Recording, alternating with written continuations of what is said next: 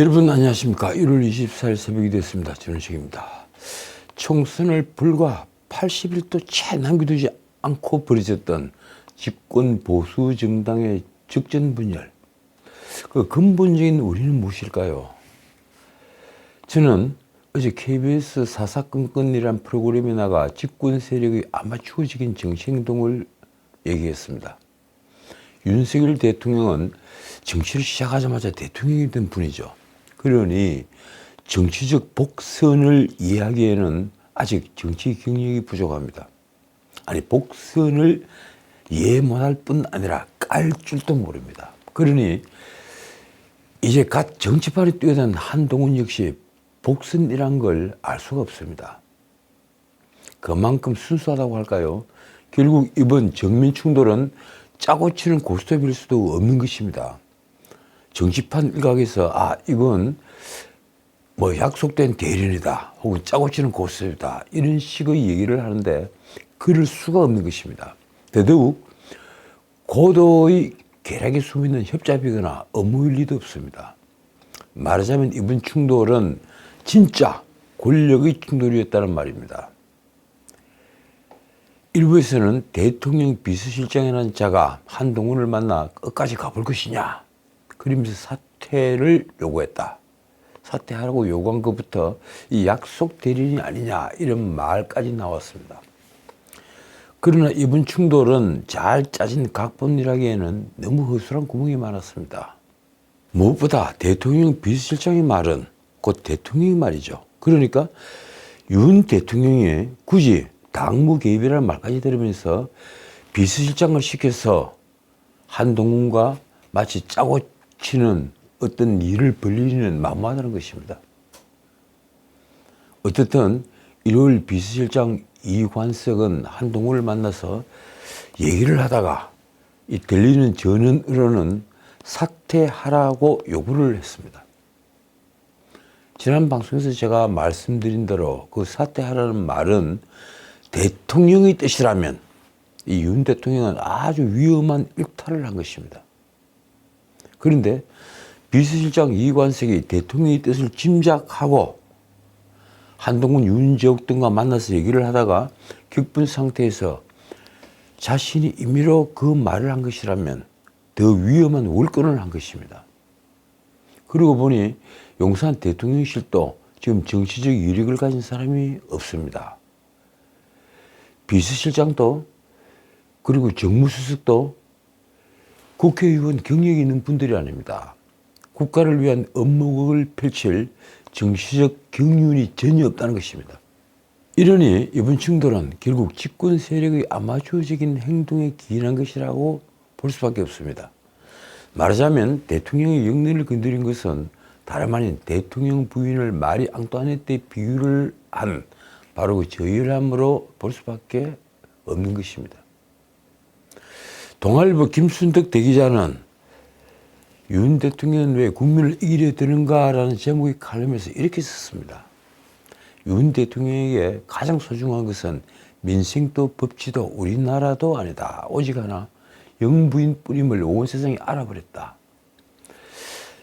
이 귀절은 윤 대통령을 공격하는 귀절이라기보다 오히려 제가 보기에는 윤 대통령을 변호하는 말로 들렸습니다.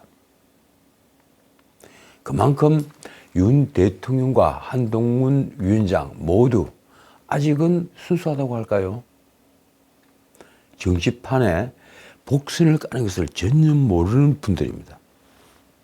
어떻든 이 집권 세력은 결국 이러다가는 공멸이라는 것을 깨달았습니다.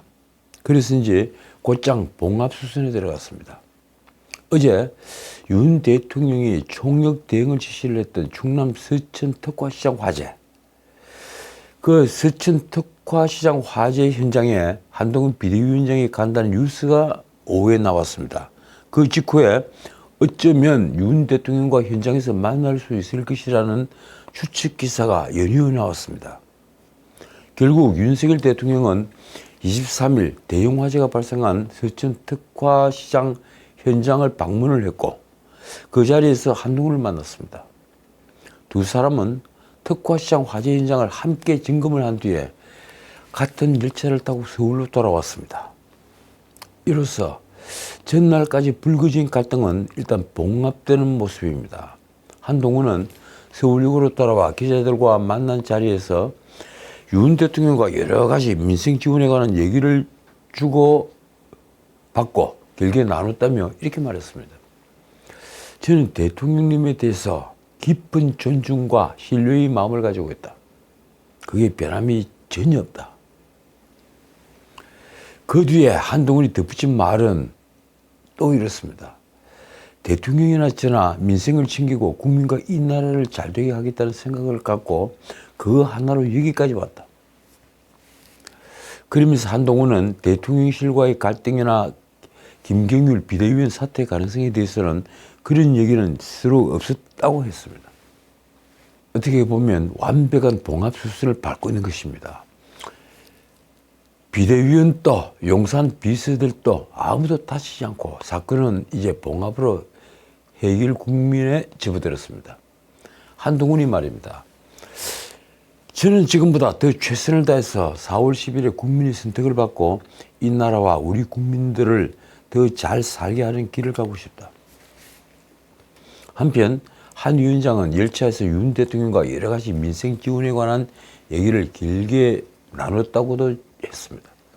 대통령실이 자신의 사퇴를 요구하자 이를 거부한 것과 관련해서는 그런 말씀은 다 전에 언론을 통해 보도된 것이라며 이런 답변을 내놨습니다. 그런 말씀보다는 민생 지원에 관한 얘기를 서로 잘 나눴다. 그러니까 서로 대립했던 부분에 대해서는 입을 다 닫고 그리고 미래에 대해서만 얘기를 했다. 이런 취지입니다. 그 뒤에 덧붙인 말은 두 사람 간의 갈등은 사라졌다는 걸 암시했습니다.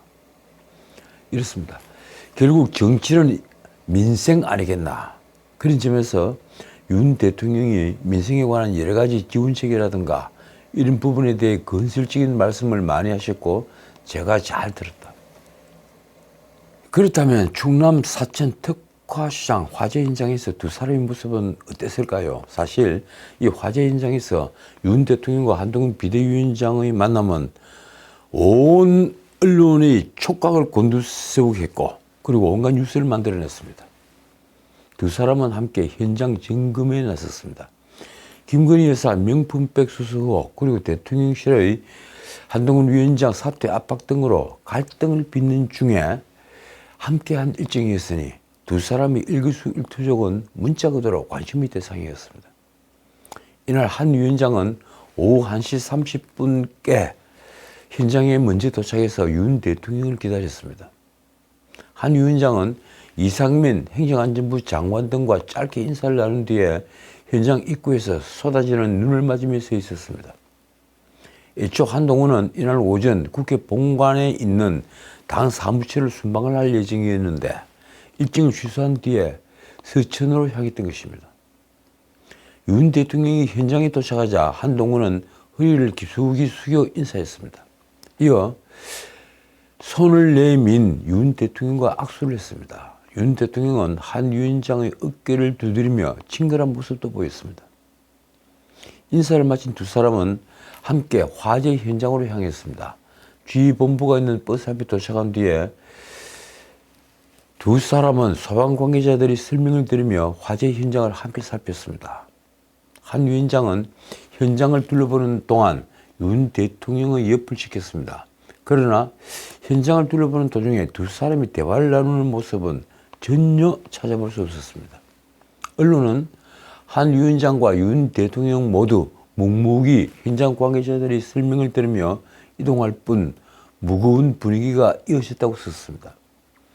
어쨌든 충돌 이틀 만에 두 사람은 만났고 그리고 갈등 봉합 국면에 들어갔습니다. 총선이 80일도 남지 않은 터에 당정 간 갈등이 확산되는 최악의 상황은 막을 수 있다는 말이 나왔습니다. 두 사람이 만난 것은 지난 3일 오부 요인이 참석을 했던 신년 인사회 후에 20일 만에 처음입니다. 사실 윤석열 대통령과 한동훈 위원장의 23일 서천 특화시장 화재 현장 공동 방문은 처음부터 계획된 일정은 전혀 아니었습니다.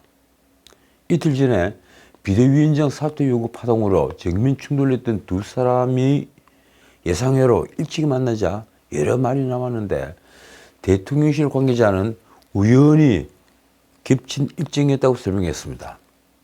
윤 대통령이 현장 방문을 확정한 것은 어제 오후 3시로 알려졌습니다. 원래 일정은 오후 3시였습니다.